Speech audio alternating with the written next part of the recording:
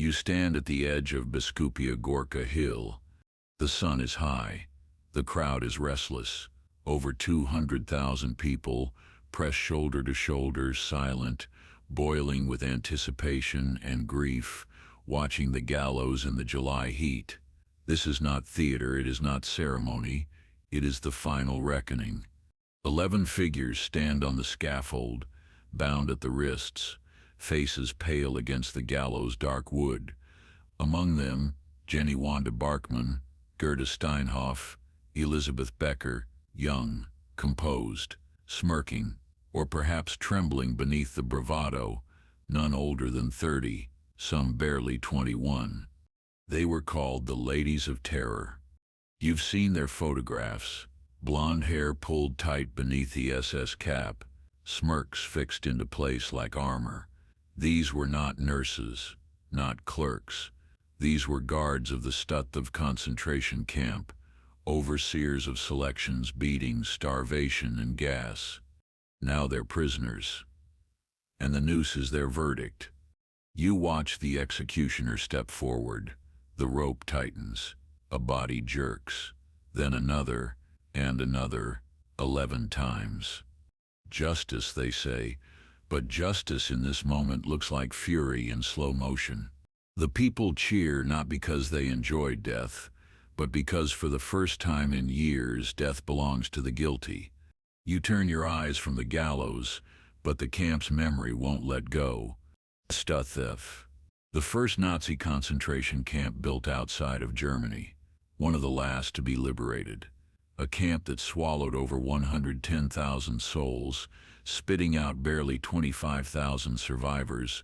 The rest vanished into shallow graves, burning pits, and black smoke curling from crematorium chimneys. Stutth was born in 1939, just days after the invasion of Poland.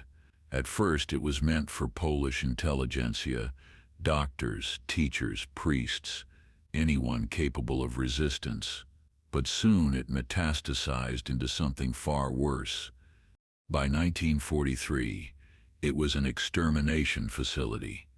A gas chamber was installed, Zyklon bis shipments increased, trains rolled in from across Europe, Jews from Hungary, prisoners from the Baltic states, political enemies from every corner of the collapsing Reich. The female SS guards were not on the margins. They were essential. They patrolled the barracks, selected prisoners for execution, issued beatings, starved children, laughed during hangings. You picture Barkman in her uniform, swinging her whip, Steinhoff screaming orders with her boots crunching frost-covered corpses beneath her heel, Becker overseeing the crematorium schedule with ruthless efficiency. Ordinary women, transformed into executioners, not by necessity, but by belief, by ideology, by power. They volunteered, they trained at Ravensbrück, they learned the rules, and then they enforced them, sometimes with more enthusiasm than their male counterparts. Because cruelty is not confined to a gender, it never was. By early 1945, the Red Army was closing in. The Nazis began liquidating the camps. At Stutth, they didn't empty the barracks, they emptied bullets. Those who couldn't walk were shot. The rest were driven into death marches through the Polish winter. No food, no shelter, no mercy. The march was a slow-motion execution. Thousands dropped in the snow. Thousands more were herded into barges on the Baltic Sea and drowned like cattle, shot, starved, forgotten. And the guards, some fled, some burned documents, some tried to blend in. But Poland remembered. The dead could not speak, but the survivors did. They testified to beatings, to torture, to forced labor beyond endurance. They described women who derived pleasure from pain, women who smiled at death like it was a performance. And the tribunal in Gdansk listened. They tried not only the high-ranking officers but also the guards, the functionaries. the clerks, those who gave the orders, and those who carried them out. They made no exception for gender. The court refused to believe that a woman's hands could not wield a baton.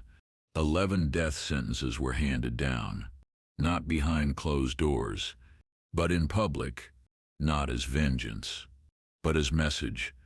The gallows at Biskupia Gorka became a symbol. For some, a grim form of closure. For others, a scar across the conscience of a nation. Because public execution, even of monsters, invites a question: is justice still justice when it draws a crowd? The rope drops. The crowd cheers. But the silence that follows is deeper, because nothing can bring back the dead. Nothing can undo what was done in the barracks of Stutth. Not the verdicts, not the nooses. And yet the act mattered, because it told the world, we saw, we judged, we remembered. Barkman, Steinhoff, Becker, Claff, and others whose names history nearly forgot. Their trials were a line in the sand, a declaration that ideology was no shield, that a uniform did not erase conscience, that being just a guard was not enough. They had made choices, and now the world had made one too. The executioner steps back, the crowd begins to disperse.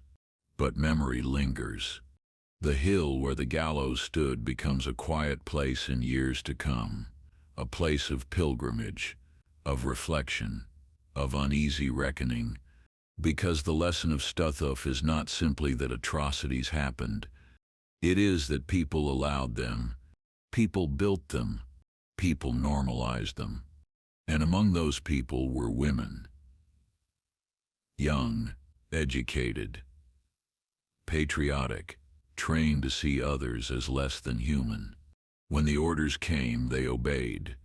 When the moment to refuse arrived, they did not. Not all, but enough. Enough to man the towers. Enough to wield the whips. Enough to keep the machine running, long after its collapse became inevitable. That is why Biskupia Gorka matters. Not as revenge, but as reminder that even when the world burns, someone still builds the fire, and someone still throws on the kindling. You descend from Biskupia Gorka, but the memory clings. It stains your boots. It follows in your breath, because justice, in its rawest form, doesn't offer comfort. It offers confrontation. And in Gdansk, 1946, confrontation was overdue. Poland had bled for years, under invasion, occupation, degradation, nearly 1/5 of its population gone, cities leveled, villages incinerated, and in that ruin camps like Stutth festered, feeding on the silence of the world.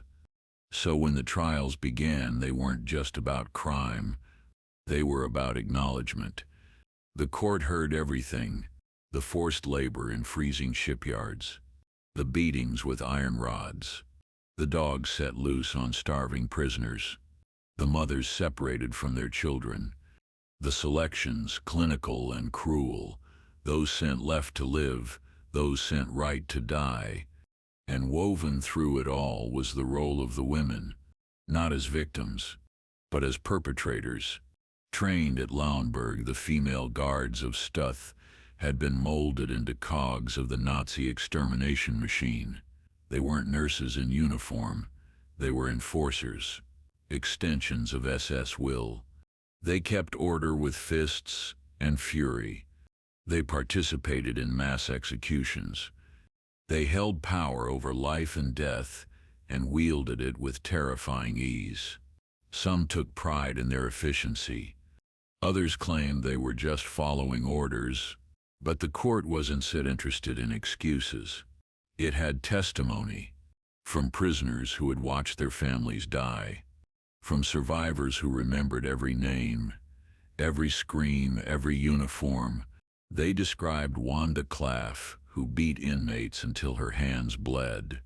They remembered Jenny Wanda Barkman, infamous for her brutality during selections. They detailed Elizabeth Becker, who managed the flow of human cargo into the crematoria. These weren't outliers. They were policy made flesh. And the court, for once, looked them in the eye and said, enough. Still, execution didn't set erase the horror. Nor did it answer the deeper question, how had ordinary people become monsters? That is the question that has haunted every classroom, every memorial, every whisper of never again. You look back at Stutth, not at the gallows, at the gate. The gate where thousands passed under the black iron letters. The gate where guards shouted names, commands, slurs. The gate where women in black SS tunics barked orders as trucks rolled in. Many of those women had come from small towns, farming villages, working-class homes. Some had husbands at the front, some had children of their own. They were not born cruel, but they were trained to be. They were handed uniforms and told they were defending a future. They were given power and told it was righteous. They were praised for zeal, and they were told, the enemy is not like us. That's all it took. A uniform, a dog, a baton, and a system that rewarded silence and promoted violence. That is why Stutth matters. Because it didn't happen in secret. It happened in broad daylight. Trains arrived. Smoke billowed. Locals smelled the stench. Everyone knew. But knowing was not the same as acting. And acting for too many was never an option. That too is complicity. So when the rope snapped on July 4th, 1946, it wasn't just 11 women who fell.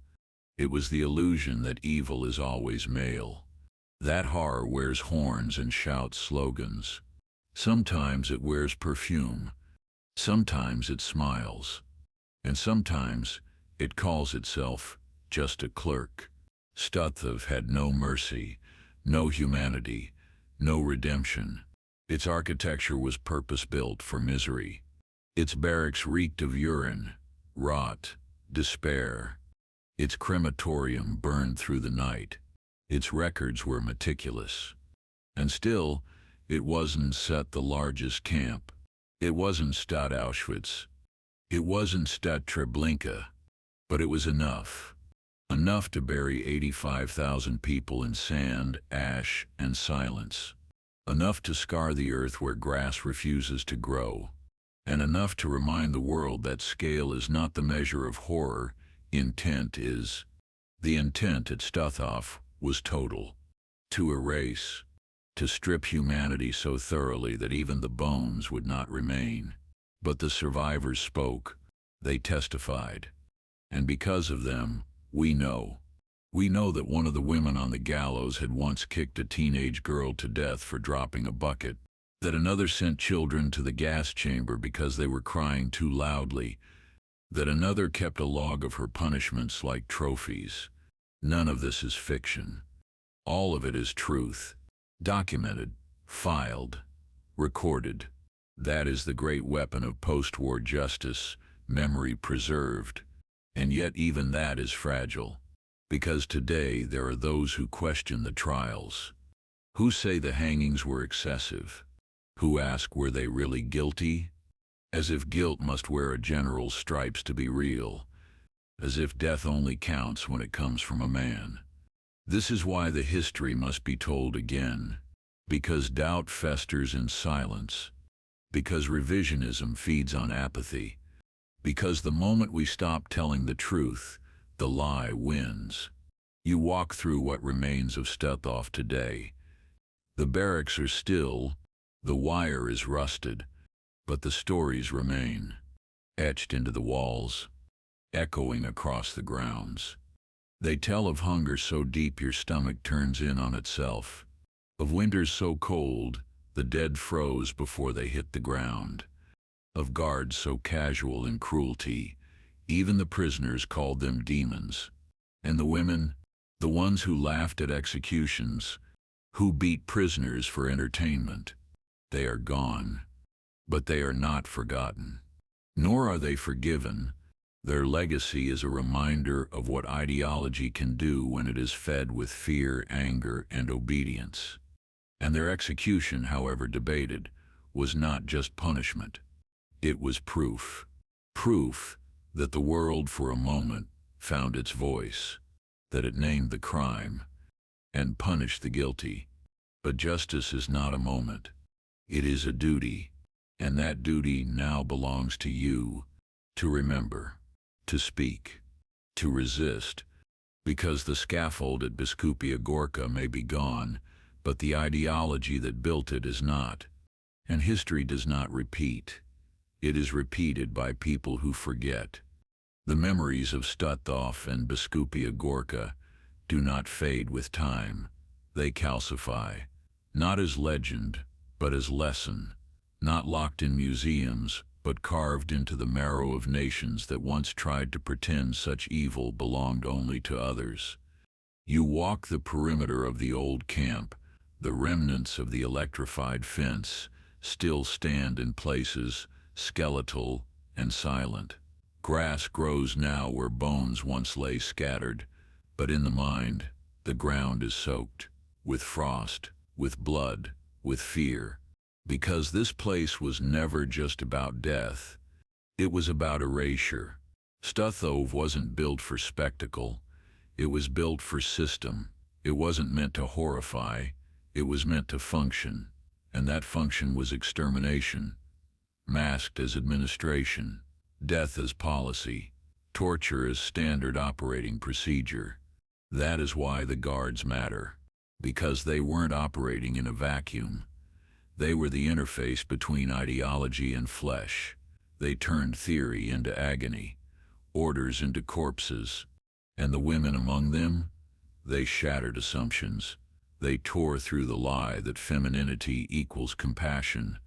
They revealed something far more disturbing, that under the right conditions, cruelty is learned, refined, executed by anyone. Take Gerda Steinhoff.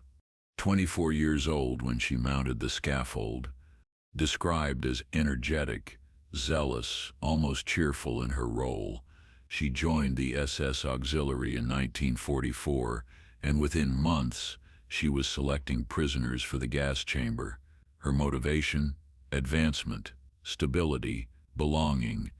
Then there was Elizabeth Becker, born in Newtake, grew up Catholic, joined the SS Female Guard Corps, worked at Stutth's gas chamber, said she regretted nothing until her sentencing. And Jenny Wanda Barkman, the beautiful beast, a nickname coined not by Nazi peers but by survivors. She strutted through roll calls like a model on parade, whip in hand. She beat women for bad posture, selected children for medical experiments, laughed when prisoners begged for water.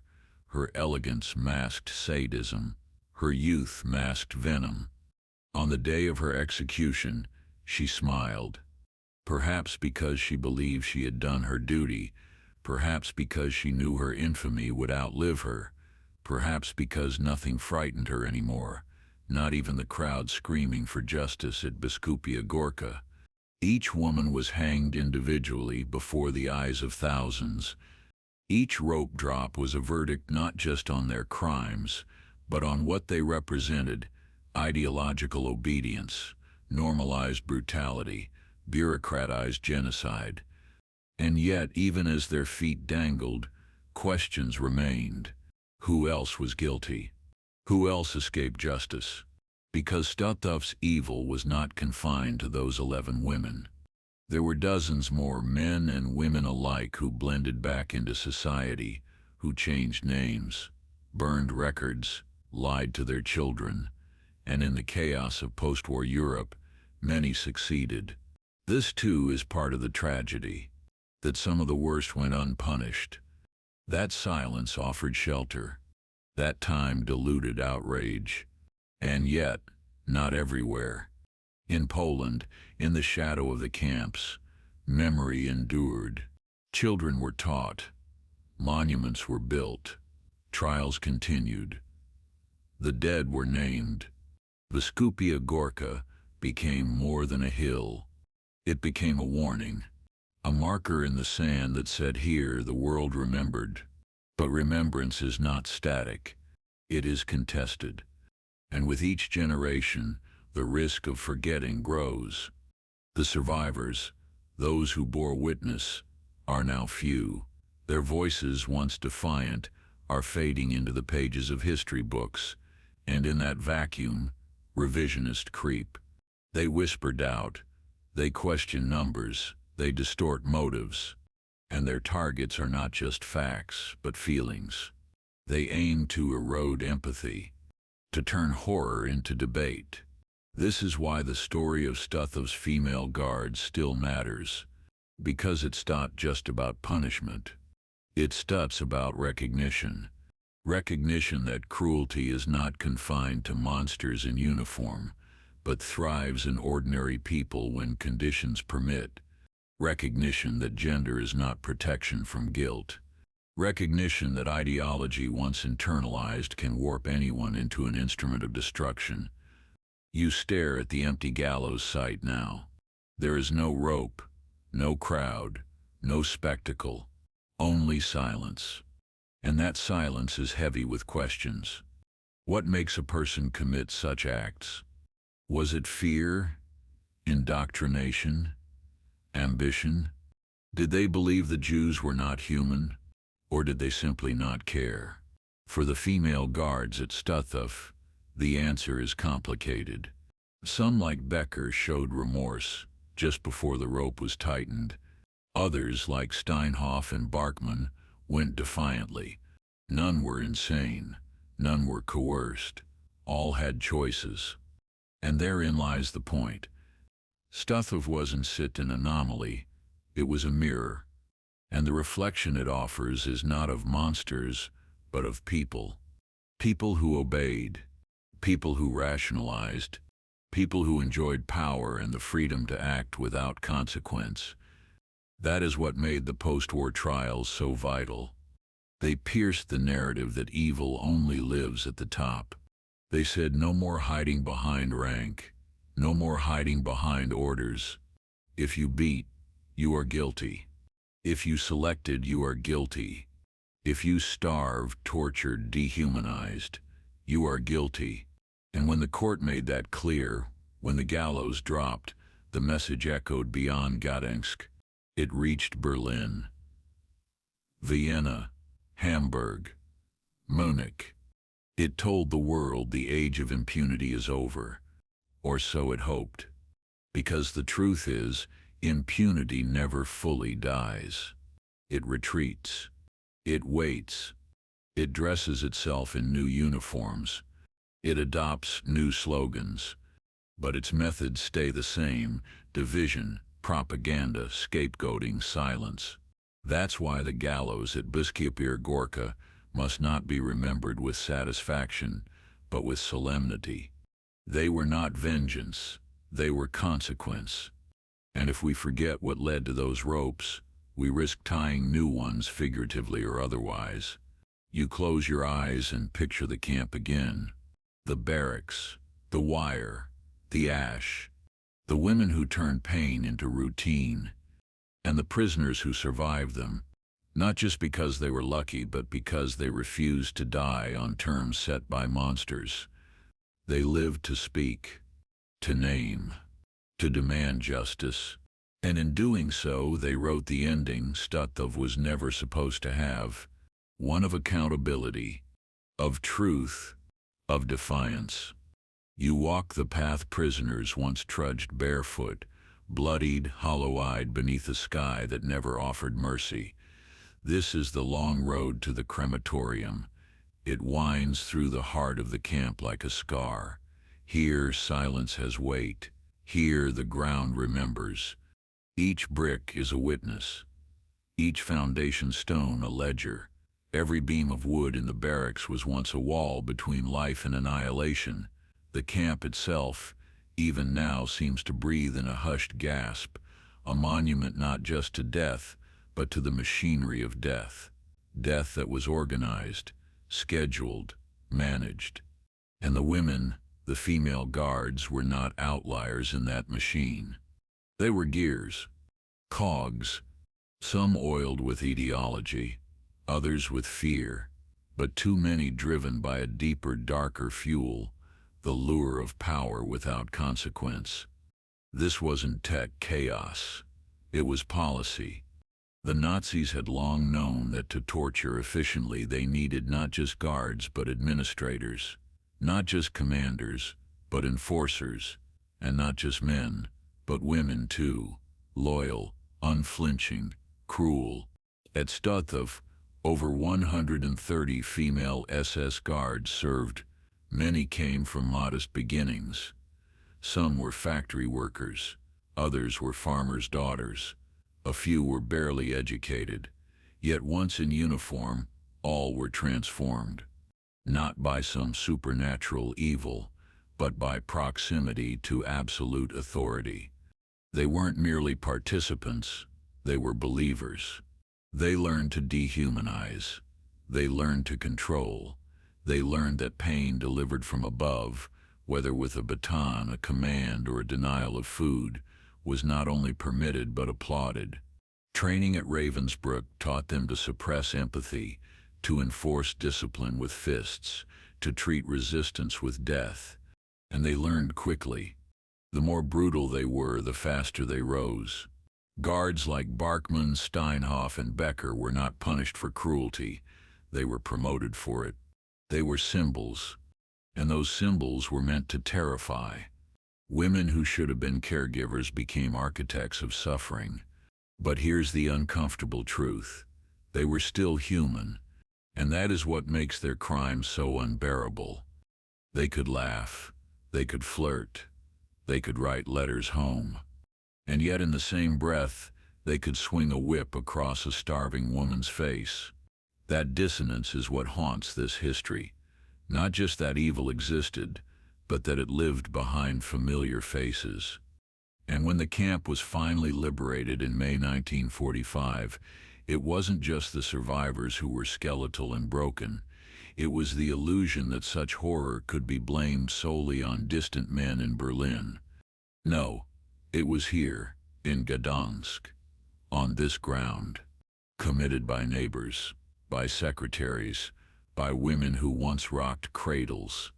The Polish trials that followed were swift, but meticulous. Survivors came forward, their memories sharp, their pain undimmed. They described everything: the kicks, the slaps, the starvation, the shootings, the dogs. They named names. They pointed fingers. And the courts listened. The defense tried the usual excuses. I was following orders. I feared for my life. I was just a girl. But the evidence was overwhelming. Witness after witness told the same stories, the same names, the same cruelties. Some of the guards wept, others smirked, and still others remained cold as stone. But guilt is not softened by tears. And in the end, 11 death sentences were handed down, not for spectacle, not for politics, but for justice. And that's what Biskupia Gorka became on July 4, 1946. Not a spectacle, but a signal. The gallows rose like skeletal trees against the sky. The crowd was massive, hundreds of thousands, many survivors themselves. Some cheered, some wept, others stood in silence, eyes fixed on the ropes. Each woman was led forward one by one. The crimes were read aloud, the sentence confirmed, and then silence, followed by the sudden crack of justice, and still silence. Because even as the crowd roared, each hanging was a reckoning, not just for the guilty, but for a world trying to comprehend how such guilt became so widespread. And here sits the reality most prefer to forget. The women on the gallows were not unique. They were representative. There were hundreds like them, thousands, across camps, across borders, across hierarchies. and many walked free. Some faded into civilian life. Some rebranded their past. Some were even recruited by intelligence agencies during the Cold War, valued not for their morality, but for their knowledge of Soviet territory and structure. That is the darker epilogue to this justice. That some executioners became refugees. That silence bought survival. And yet, that gallows remains. Not in wood and rope, but in history, because it declared that the world saw what happened, that it judged it, and that it refused to look away. The execution of the 11 female SS guards at Biskupia Gorka is more than a historical footnote. It sets a moral boundary. Stutth wasn't unique. Its guards weren't monstrous in the traditional sense. They were banal. And that is what makes them unforgettable. Not because they were different, but because they weren't. They were disturbingly, uncomfortably familiar. And that familiarity is a warning. Because the next uniform one looked like theirs. The next camp might not have barbed wire. The next orders might not shout in German. But the mechanism, fear, obedience, dehumanization, that will look the same. And it will begin the same way. With silence. With excuses. With the belief that nothing can be done. That's why we return to Stutth. That's why we say their names, not just the victims, but the perpetrators. To remember, to expose, to inoculate ourselves against the creeping return of systems that insist some lives matter less. Because evil does not rise with fanfare. It creeps in. And it wears a human face. But even as the world hung their necks and signed their sentences into stone, there was no real closure at Stutth. Because closure implies completion. And how do you complete something that was designed to erase?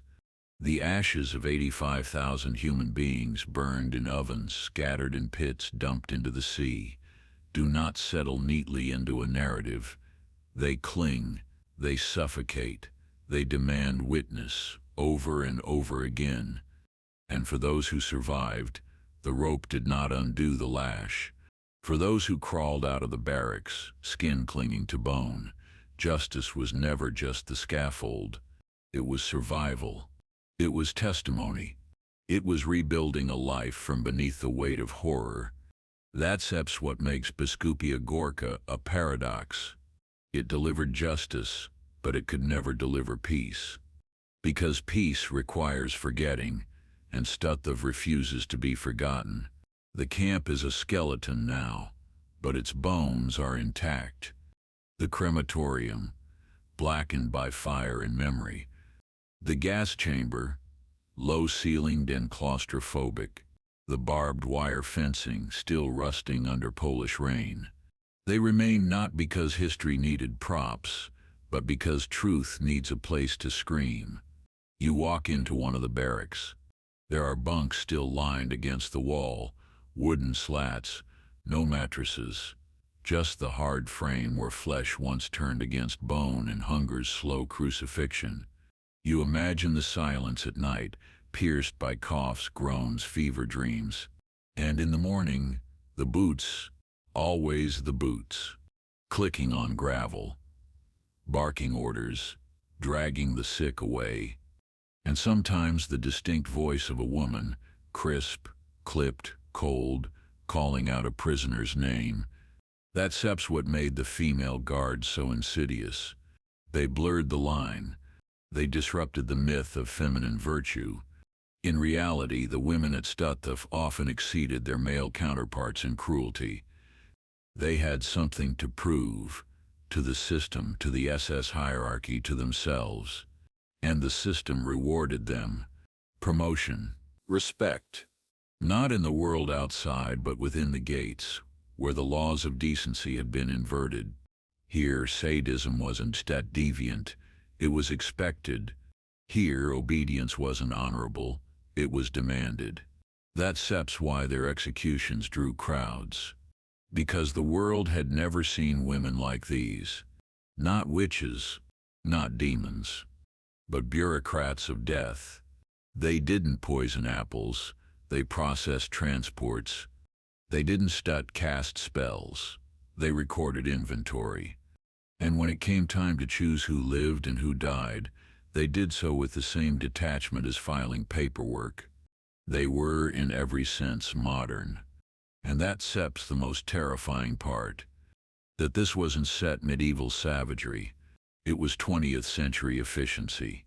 Industrialized death. Managed by women in pressed uniforms, handing out suffering like rations. So when the rope finally closed around their throats, it wasn't just punishment. It was prophecy, because it foretold what the world would have to confront again and again in Rwanda, in Cambodia, in Srebrenica. That genocide is not a lightning strike. It is a bureaucracy, and women will not always be absent from its machinery. That's why the history of Stutth must be spoken in full. Not just the death marches, not just the gas chambers, but the courtrooms, the interrogations, the tears both real and performed, the confessions extracted, the denials rehearsed, the moment before the floor gave way, and the breathless second afterward, because it's in those seconds between sentence and silence, that justice reveals its jagged edge, because justice, after atrocity, is never clean. Some say public execution turned the people into spectators of vengeance. Others say it was necessary catharsis. But either way, it was witnessed. And sometimes that's all a shattered people can do, witness. To stand on the hill and watch as the state says what was once unspoken. This happened, and it will not be hidden. But even then, that act is not enough. Because memory dies in silence. And silence is always waiting. That's why the survivors kept talking. Even when no one wanted to hear. Even when they were told to move on. Even when post-war Poland was rebuilding and remembrance felt like a wound too raw to touch. They spoke, they wrote, they testified in courtrooms, in classrooms, in documentaries, in fading diaries. They told the world about the women in the towers, the women with dogs, the women who smiled as they selected children for the gas chamber. They refused to let history slip into generality. Because the Nazis is not a sufficient explanation. Because the regime is not a face. But Irma Gress, Herta Botha, Elizabeth Becker, those were faces, and they belong not to monsters but to people. That is the final brutality of Stutth. It didn't show us demons.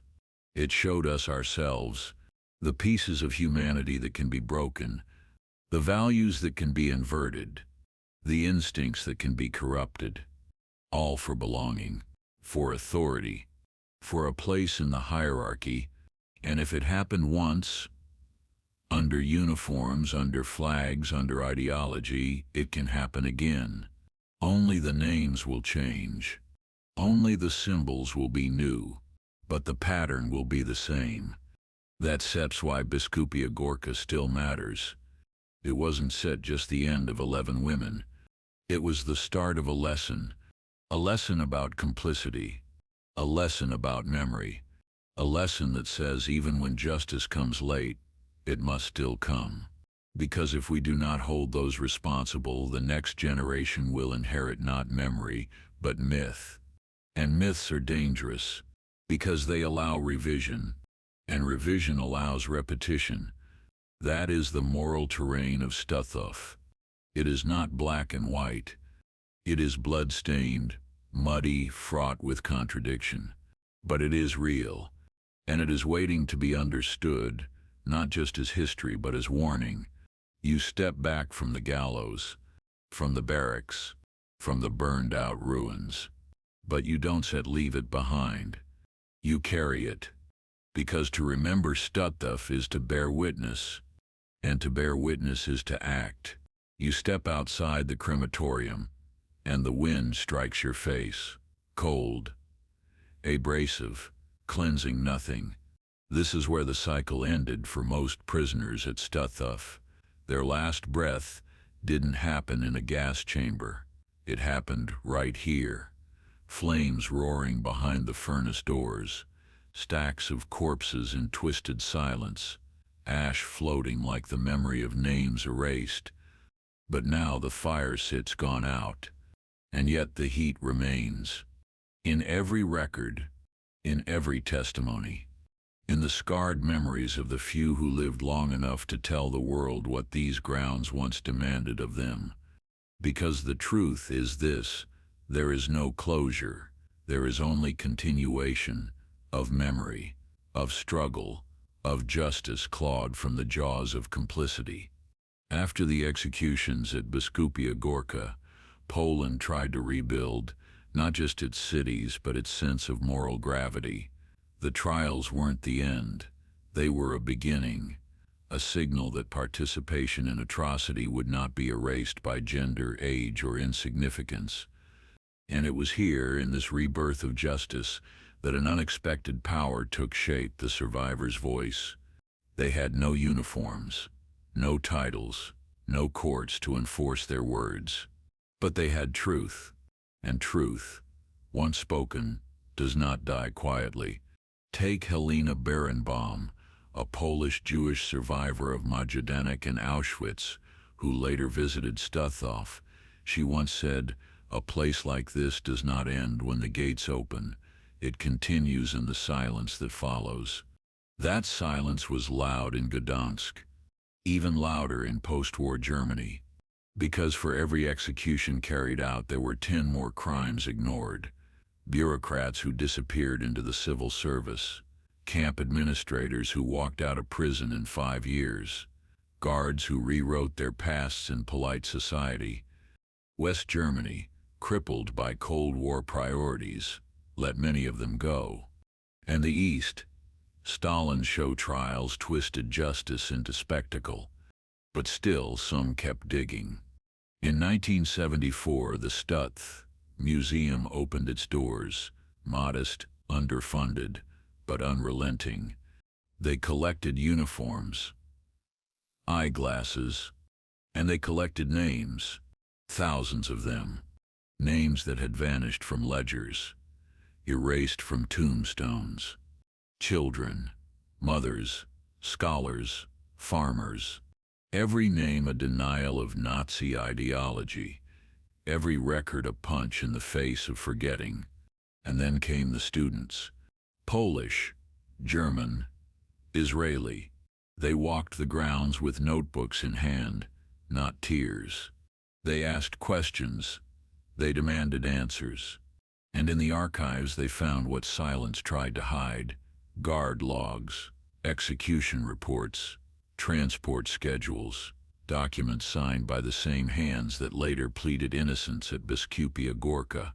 Paper doesn't weep, but it doesn't lie either. So bit by bit, the full architecture of Stutth's death engine came into view. Not just the gas chamber, not just the crematorium, but the transport wagons, the bureaucracy, the mail censorship unit, the kitchen where food was withheld, the clothing depot where victims' belongings were sorted, stolen, sold. And women like Jenny Wanda Barkman weren't anomalies. They were functionaries. Young, efficient, ideologically pure. Just what the Reich needed. Just what the Reich rewarded. Even now, pieces of their lives are still being reconstructed.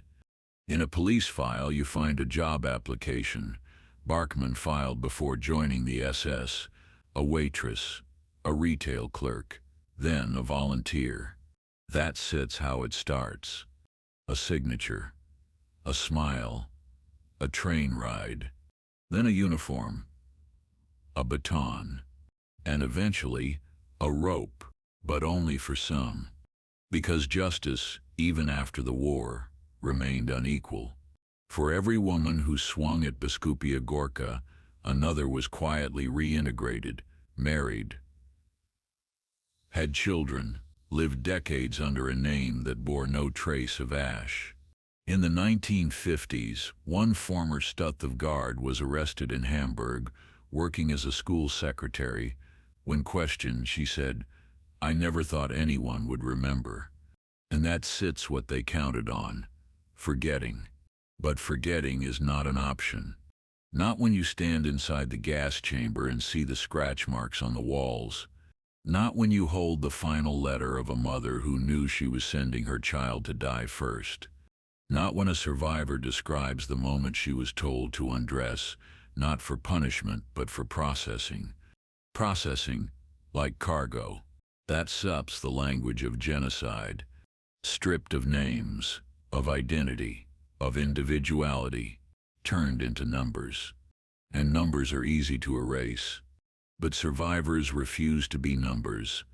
They told their stories in Warsaw classrooms, in Tel Aviv living rooms, in Berlin courtrooms, in books, films, documentaries, and dreams that never truly let them sleep. And every time they did, they drove a stake into the idea that what happened at Stutth could be minimized, sanitized, disbelieved. Even now, decades later, the reckoning continues. In 2022, a 96-year-old woman, Irmgard Furchner, was convicted for aiding the deaths of over 10,000 people at Stutth. She had been a secretary, not a shooter, not a guard, just someone who typed the names. But that sets the point. Genocide isn't fueled by monsters, it's built by infrastructure. And infrastructure is staffed by people who think they're doing a job. Furchner sets defense. "I didn't know what was really happening." The court didn't accept it. Because knowledge isn't always found in documents. Sometimes it's found in the sound of trucks unloading outside your window, in the stench of burning hair, in the silence of the names erased from the roll call the next morning. She knew. They all knew. And now we know. So what do we do with that? That's the final question Stutth leaves us with. What do we do with what we now know? We can build more memorials. We can hold more trials. We can document every square inch of the camp until no lie survives the light. But most importantly, we can name. We can speak the names of the victims, the survivors, the lost. We can say they mattered. They had lives, voices, futures, and those who ended them, whether with a bullet, a baton, a ration cut, or a signature, were not cogs. They were people who made choices. And justice, real justice, means never pretending otherwise. You approach the crematorium ruins again, but this time your focus shifts, not to the structure that burned bodies, but to the space beside it, a stretch of ground once covered with refuse, the remnants of human lives. Shoes, glasses, toys, combs, rosaries, scattered like breadcrumbs in a forest of atrocity. What do you do with these objects now? You gather them, inch by inch, with gloved hands and steady purpose. Each item you hold becomes a testament, a fragment of interrupted life, a silent witness that speaks louder than words. At the Stutth Museum today, these items are displayed in glass cases. Shoes lined up like soldiers, rosaries draped over jagged metal, a child's Seps teddy stained and torn. Each tells a story far beyond its material worth. A child interrupted mid-play. A mother forced to choose which child lived another day. A prisoner who hoped, through prayer, through iron routine, to survive another dawn. These objects are evidence, not of death's scale, but of life's fragility. And in holding them, you sense a resonance. They remind us that the Holocaust didn't just erase bodies, it fractured hope. That recovery isn't just escape, it is reconstruction. It is founding something new on the ruins of genocide. That is the work survivors began after liberation. Not rebuilding homes, but rebuilding humanity. Because genocide is not only destruction, it is negation. negation of identity, negation of meaning, negation of the future. Survivors had to reclaim all three. And in Poland's first post-war years amid Soviet occupation, they began. Memorials were raised. The first plaques were hammered. Names were whispered. The dead were buried again, this time with markers. But then politics interfered. Communist authorities, eager to subsume one atrocity under the narrative of Holocaust, began to silence voices. Jewish survivors were compelled into Soviet categories, citizens of the peoples of USSR or victims of fascism. Individual identities were suppressed for statistics. Personal stories replaced by propaganda poster slogans. Survivors whose names were once under every photograph found themselves unrecognized again. The struggle for memory shifted from justice to recognition. Who had the right to narrate? Who had the right to speak? Who could shape what Stutth meant? By the 1960s, scholars in Germany began traveling east. They wrote essays, led seminars. They came with Holocaust witness testimony and left with unexamined guilt. That was another turning point, because Western Germany needed to confront. Its citizens needed to know. And slowly, the memorialization began again, surfacing in classrooms, in the media, in public conscience. Documents were published.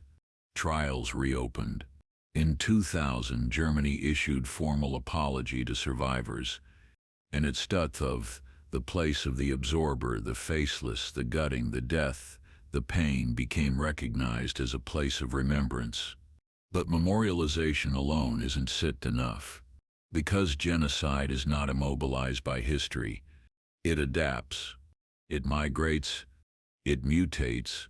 In the 1990s, neo-Nazis painted swastikas on memorial walls. They denied, minimized, mocked, and each time the site had to rebuild, not just walls but vigilance, barriers, cameras, guards, not because the past was insecure, but because the same hatred was not defeated, it was displaced.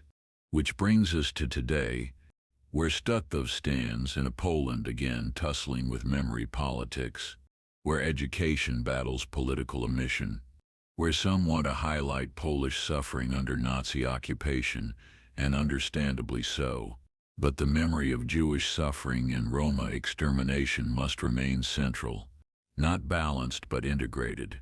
Because Stutth's horror was not uniform, it fell hardest on Jews, Roma, political prisoners, clergy, Polish citizens who belonged to marginalized groups, every one of them fractured by discrimination before the war even started.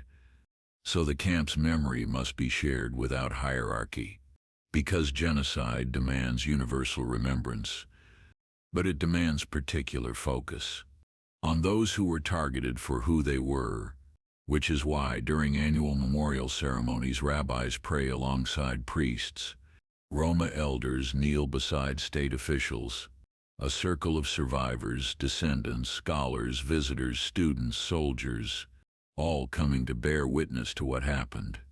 None coming empty-handed, each carrying a piece of someone whose story cannot complete. Their unity is not political, it is moral. An act of defiance against the lie that this place and those who suffered here were not real, that genocide only happened elsewhere, that it couldn't happen here, that it couldn't happen again. But it did, and we carry its truth in small tokens. A shattered shoe, a rosary bead, a name on a plaque, a testifying witness. And if carrying feels heavy, that is how memory demands to be carried, not like a weight, but like a torch. Because a torch isn't burden, it is promise. And this promise has endured. From survivors in 1946, refusing to be anonymous, to generations of Polish school children, returning field trips and solemn faces, to scholars and journalists digging through documents on dim screens, to communities in Germany, Canada, Israel, Poland, America, who teach young people not what happened but how cruelty ascends, how bureaucracy obscures, how language enables, and how silence fails. This torch is what we pass now. But like every torch, it requires fuel. Not from archives only, not from monuments only, but from ongoing choice. To say this wasn't set singular, that it didn't set end in 1945, that it echoes whenever scapegoats are declared, whenever ethnic cleansing is denied, whenever citizens tolerate othering in politics, in media, in everyday conversation, because Stutth may be gone, its gates broken, its staff long dead, but its warning remains, which is why the museum keeps collecting, why schools keep teaching, why historians keep debating, why memorial ceremonies keep happening, not to mourn, but to guard, to hold the line against forgetting, and to remind us that the worst places were built not in secrecy but in plain sight, that camps like Stutth were born not in madness but in systems. That ideology doesn't collapse with the Reich, it migrates into new uniforms, new flags, new languages. That evil finds new forms, but the recipe is the same. Scapegoat a group, rationalize violence, reward obedience, punish dissent, build machinery, deploy apathy, and wait. That is the alchemy of atrocity, and Stutth was its crucible. The answer to "could this happen here" is written in the ground beneath your feet. The answer to "could it happen again" is written in the miles of camps built since 1945. The answer to "what do we do now" is written in the torch you hold. There is no ending here, only continuation. In learning, in vigilance, in witness, in the stories we pass on, in the names we remember, and in the promise that we will not disappear these lives again. Not in history, not in memory, not in silence. This is what Stutth demands, and this is our answer. And so you reach the end of the path, but not the end of the story, because the story doesn't end here. Not on the gallows at Biskupia Gorka, not in the cold files of courtroom transcripts, not even in the flicker of justice briefly illuminated by a rope's final snap. The story endures, in the wind sweeping over the empty watchtowers, in the scorched outlines of barracks and crematoriums, in the silent weight of a camp that once swallowed thousands, now echoing with memory and grief. What happened at Stutth cannot be undone, but it must be remembered. That is the burden left to us, not out of guilt, but out of obligation. Because memory is not passive. It is a weapon. It is resistance against revision. It is defiance against forgetting. And in that remembering, we must confront the full truth that cruelty has no gender. That evil is not the property of monsters. It is a choice, made in small increments. Over coffee, over signatures, over silence.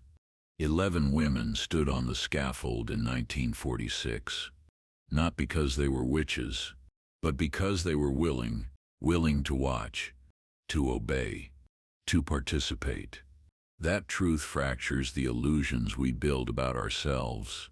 It demands a reckoning not only with history, but with humanity, with what people are capable of, with what societies can normalize, with what justice must pursue, even when it's late. And now the rope is gone. The executions are over. The courtrooms are closed. But the warning endures. That warning is carved into the gravel outside Stutth. It is etched into the silence of every camp. It speaks, not in anger, but in clarity. This happened. It happened because the world let it, because neighbors became strangers, because silence became policy, because cruelty became administrative, because lives were reduced to numbers, and numbers were burned into ash. So the question is no longer how could this happen? We know how. The question is, what will you do to stop it from happening again? Because history does not ask permission to repeat itself. It only asks if you sit watching. And in that moment when the world begins to turn toward division, toward scapegoats, toward silence, you will remember. You will remember the women who stood on that hill. You will remember what they did, what they believed, what they unleashed. And you will remember those who did not survive to see them fall. Their names are not forgotten. Their memory is not erased. They stand beside you every time you say never again, and mean it.